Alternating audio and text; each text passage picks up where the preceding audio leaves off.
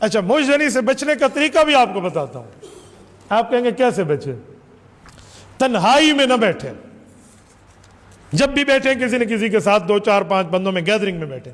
گھر میں جائیں بہن کے ساتھ، بھائی کے ساتھ، اماں کے ساتھ بیٹھے، تنہائی میں نہیں. کمپیوٹر گھر میں رکھا ہے، لیپ ٹاپ رکھا ہے، موبائل رکھا ہے، تنہائی میں استعمال نہ کریں ورنہ شہوت رانی آپ کے دماغ پہ چڑھ جائے گی. کبھی تنہائی میں نہیں.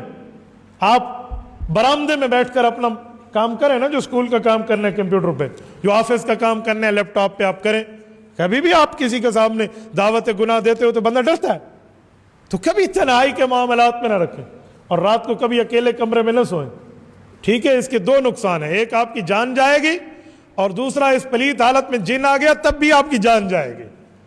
ٹھیک ہے، پلیت حالت ہی تو جن پوندن نہ آدن میں کو پٹھا ہاتھ لگے. ایک بندہ میرے پاس ہے، مجھے کہنا الٹا ہاتھ لگا ہے مجھے جن کا.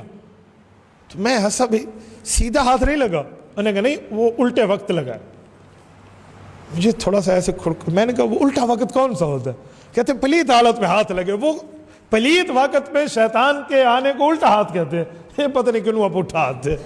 تو ایسے ہی بنا ہوا ہے، کوئی الٹا ہاتھ نہیں ہے. تو الٹا ہاتھ آ گیا تو پھر کیا کریں گے آپ؟ تو اسی لیے گیدرنگ میں سونا دیکھیں.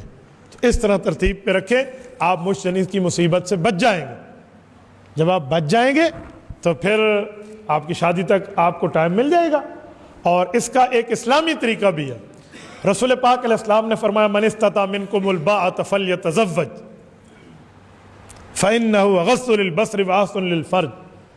لوگوں، نوجوانوں، شادی کی طاقت رکھتے ہو تو شادی کرو، نہیں کر سکتے فعلیہ بالصوم، پھر مسلسل روزے رکھو.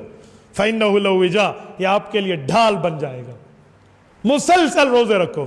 2 4 5 10 دن کے روزوں سے شہوت بڑک اٹھتی ہے.